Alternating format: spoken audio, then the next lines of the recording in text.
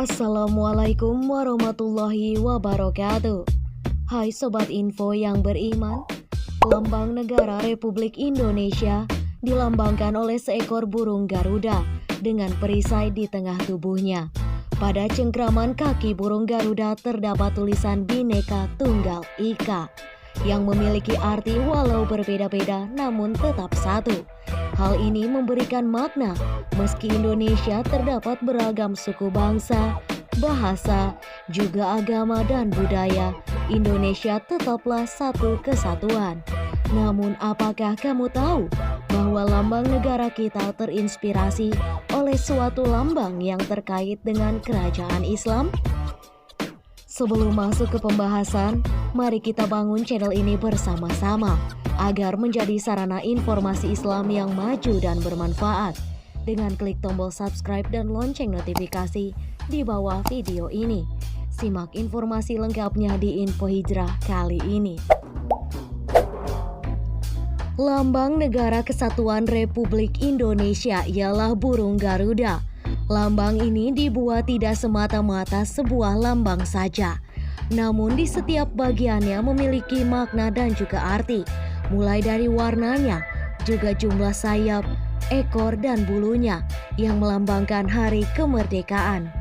Dalam lambang Pancasila terdapat perisai di tengah burung Garuda.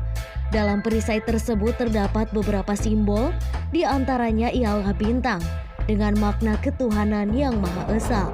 Mata rantai memiliki arti kemanusiaan yang adil dan beradab. Selanjutnya pohon beringin yang bermakna persatuan Indonesia.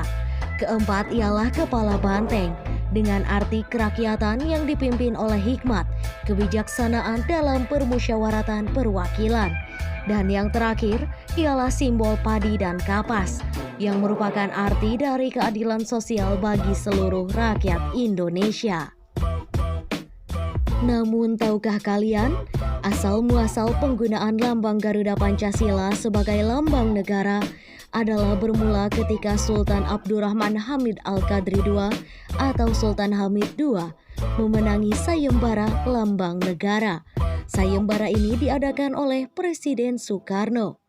Sejak Indonesia merdeka pada tahun 1945, 5 tahun kemudian, yakni tahun 1950, kita baru memiliki lambang negara.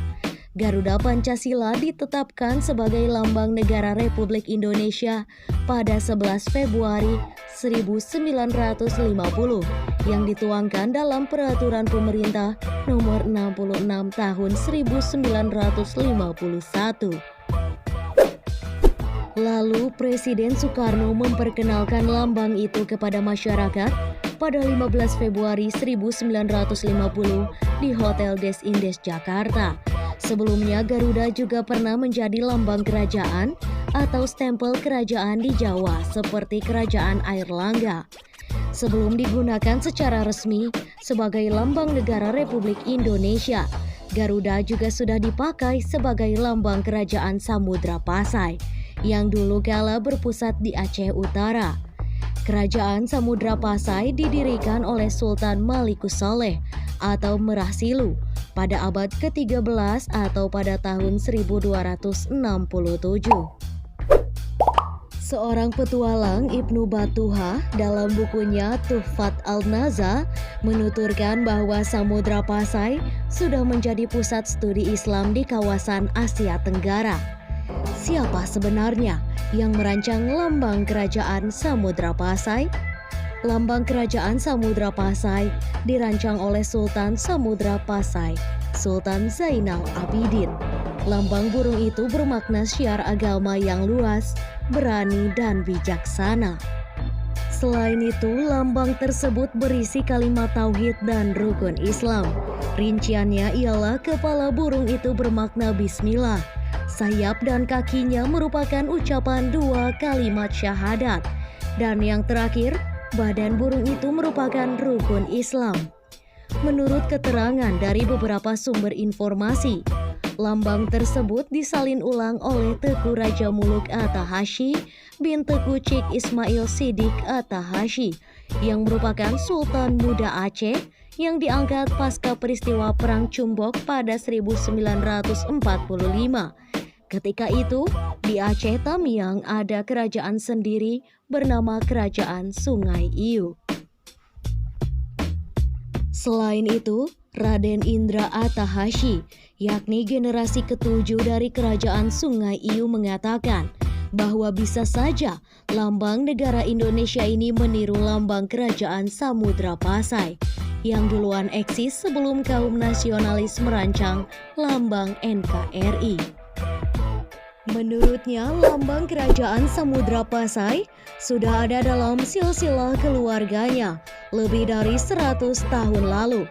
Dari kakek atau nenek, lambang itu diwariskan dari generasi ke generasi yang selalu dikisahkan bahwa itu lambang Kerajaan Samudra Pasai. Asal-usul pendiri Kerajaan Samudra Pasai berasal dari keturunan Turki, yakni Al-Ghazi Syarif Atahashi, yang merupakan panglima pemimpin utusan dinasti Utsmaniyah yang membantu Aceh menghadapi serangan Portugis. Kemudian panglima ketujuh itu menikah dengan seorang putri Sultan Iskandar Muda. Perihal lambang negara Indonesia yang mirip dengan lambang Kerajaan Samudra Pasai juga dituturkan oleh Ibrahim Kamarius, dosen Universitas Malikussaleh Aceh Utara. Setelah digelarnya International Conference and Seminar Malikussaleh, Past, Present, and Future di Aceh Utara pada 11 sampai 12 Juli 2011 lalu, masyarakat mengirim lambang Kerajaan Samudra Pasai yang merupakan replika. Lambang itu ditulis oleh Teuku Raja Muluk Atahashi, keturunan dari Panglima Turki Utsmani yang ke Aceh ketika Sultan Iskandar Muda menghadapi Portugis, pimpinan dari Panglima Tujuh Syarif Atahashi. Namun walaupun lambang Indonesia mirip dengan Kerajaan Samudra Pasai, belum bisa dipastikan Indonesia meniru dari Samudra Pasai dan perlu pengkajian lebih lanjut lagi. Panitia dalam pengkajian hal ini melakukan pengkajian komprehensif mengenai lambang atau gambar tersebut dan dibahas pada International Conference and Seminar Malikussaleh kedua pada tahun 2013.